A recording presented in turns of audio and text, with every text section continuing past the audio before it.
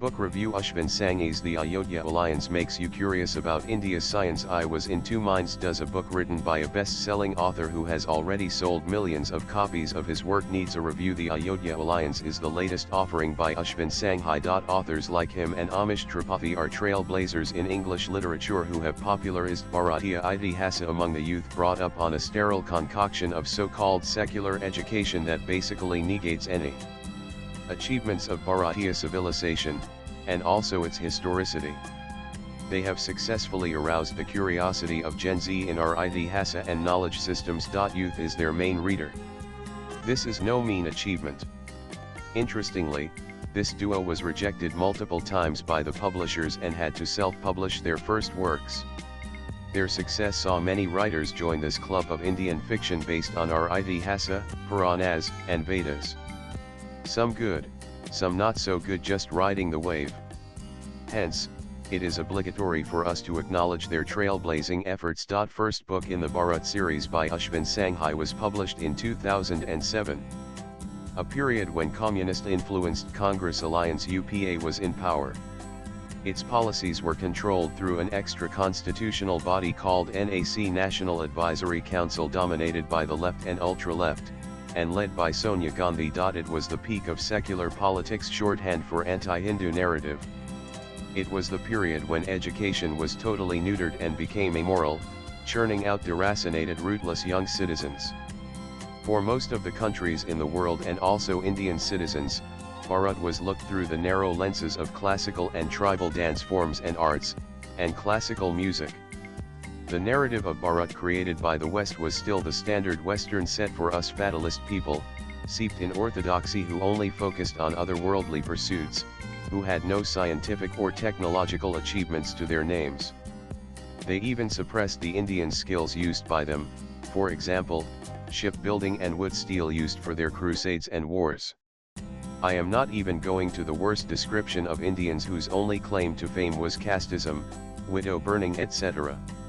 Ashwin Sanghis came up with Bharat series during those times. Bharat series is not about glorification of ancient Bharat, nor about jingoism.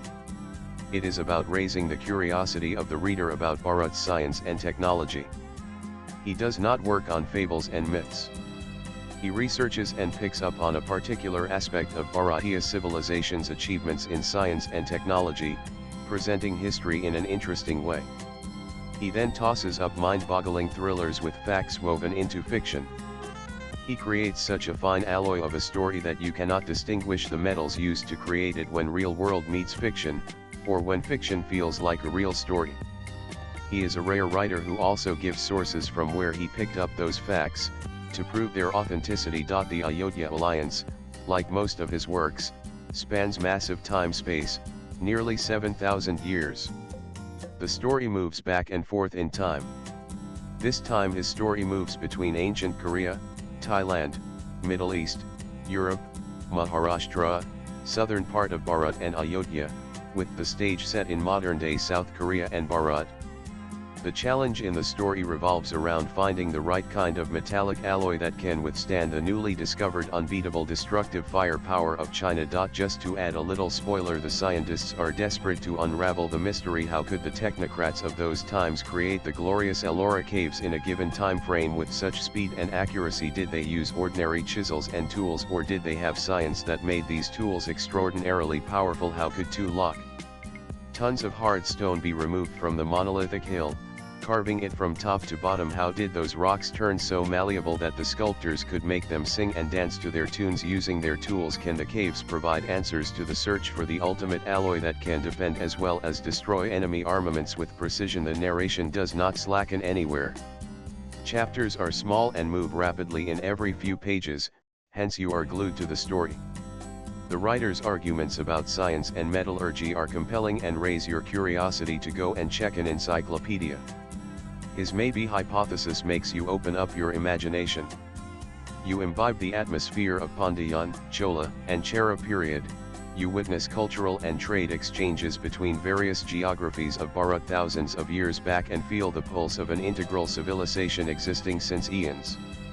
This is the beauty of this novel. This story is imagined and written with Indic focus. Unlike other novels of Ashwin Sanghis where the story plays out in other countries and geographies and Bharatiya knowledge system is the added element with occasional visit to Bharat, the Ayodhya alliance is located in Bharat, while other civilizations, the lands linked with Bharat through Hindu and Bauddha Dharma, and trade in case of Roman and Middle East civilizations appear as and when the story demands it. It is a heady cocktail like all the novels of Ashwin Sanghis Bharat series. Although the story must have taken years of painstaking research and visits all over the world, the writer has been able to bring it to the present with the newly rebuilt Ram Mandir with the felicity of a skilled artist. Generally, the pace of Sanghis novels is frenetic, with stunning twists to the thriller with bodies falling like 9 pins. In the Ayodhya Alliance, you find the writing style a little different. It has his deep research and convincing power bridging fiction and history, spanning huge timelines, but it does not have the earlier frenetic pace. Swipe left for next video. The story moves at an easy pace, with less blood and thrills and chills. But it keeps you glued as it travels continents and remains a page-turner like all his novels. Curiosity to find where the writer is leading the reader, made me sit late for 3 nights. Epilogue is an epic visualization. Language is more poetic, carrying deeper emotions. Maybe the theme itself impacted the writer too. I think the readers are going to love the Ayodhya Alliance. The reviewer is a well-known author and political commentator. He has written several books on RSS, like RSS 360, San Swaraj, RSS Evolution from an Organization to a Movement, Conflict Resolution the RSS Way, and done a PhD on RSS. Views expressed in the above piece are personal and solely those of the author. They do not necessarily reflect News 18's views. Latest blogs.